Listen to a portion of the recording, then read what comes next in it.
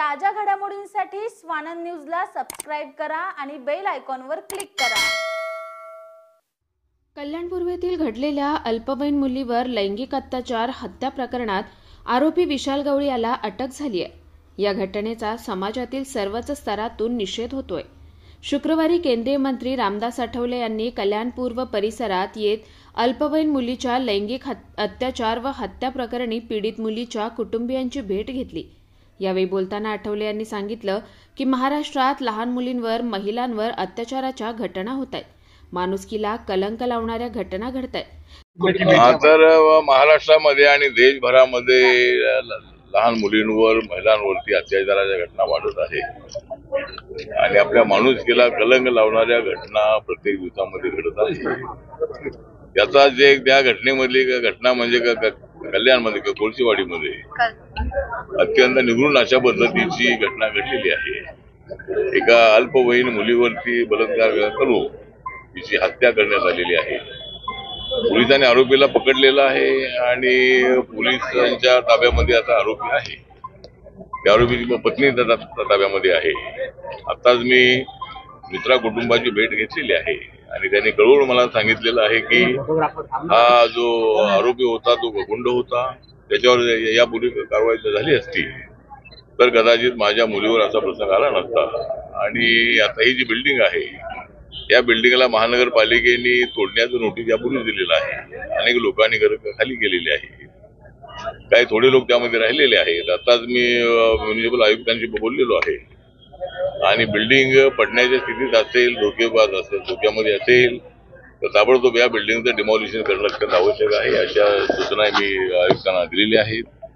आणि ECP जे आहे ते त्यांच्याशी माझं बोलणं झालेलं आहे आणि आरोपीला फाशी शिक्षा होणं अत्यंत आवश्यक आहे।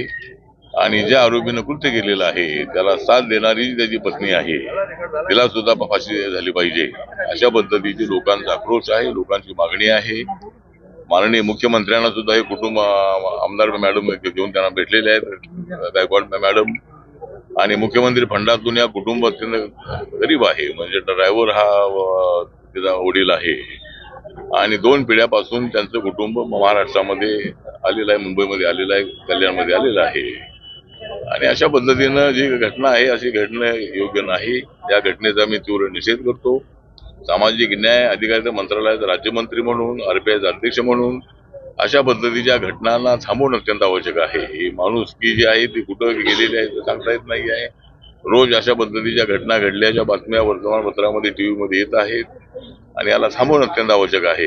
त्यासाठी समाजामध्ये काम करणाऱ्या लोकांनी पुढे आलं पाहिजे आणि अशा पद्धतीचे जे कृत्य करणारे लोक आहेत त्यांना फाशी झाली पाहिजे, अशा पद्धतीची आपली मागणी आहे। आणि या कुटुंबाला एक चांगली आर्थिक मदत जी आहे ती आर्थिक मदत सरकारच्या वतीने मिळाली पाहिजे। आमच्या पक्षाच्या वतीनंही काही थोडी मदत त्यांना आम्ही देण्याचा प्रयत्न करणार आहोत।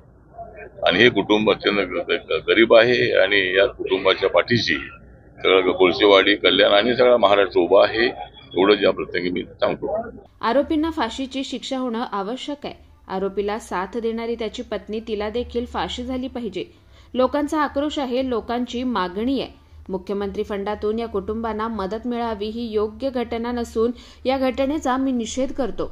सामाजिक न्यायाचा मंत्री म्हणून या घटनेचा निषेध करतो। अशा पद्धतीच्या घटनांना थांबवणं आवश्यक असल्याचं आठवले यांनी सांगितलंय। कुणाल म्हात्रे, स्वानंद मीडिया, कल्याण।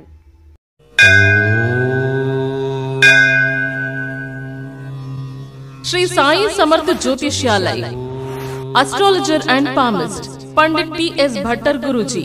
अनेक राजकीय नेता, सिनी स्टार्स, उद्योगपति गुरुजी से परिहार लेके संतुष्ट है। हस्तरेखा, जन्म कुंडली, फोटो देखकर आपका जीवन का संपूर्ण भविष्य बताते हैं। मानसिक कष्ट, मानसिक चिंता, गृह दोष, विद्या, धन, गृह पीड़ा, राजनीतिक, शारीरिक पीड़ा, विवाह न होना, कोर्ट केस, प्रेम विवाह, लक्ष्मी जी की कृपा, संतान सुख, विदेशी यात्रा, व्यापार प्रगति, नौकरी, जमीन, घर खरीदी और भी अनेक समस्याओं को निवारण करते हैं। श्री साई समर्थ के पूजा के द्वारा गुरुजी सर्व समस्याओं को 100% संपूर्ण परिहार करते हैं। आपकी हर एक समस्याओं को गुप्त रखा जाएगा। गुरुजी को आज ही आकर मिलिए। मिलने का समय सुबह 10 बजे से रात 8 बजे तक। खायम पत्ता श्री साई समर्थ ज्योतिषालय, पंडित T.S. भट्टर गुरुजी, राम मारुति रोड, राजमाता वड़ा पाव बाजू में, Thane west, Mumbai. Mobile number 7709282966।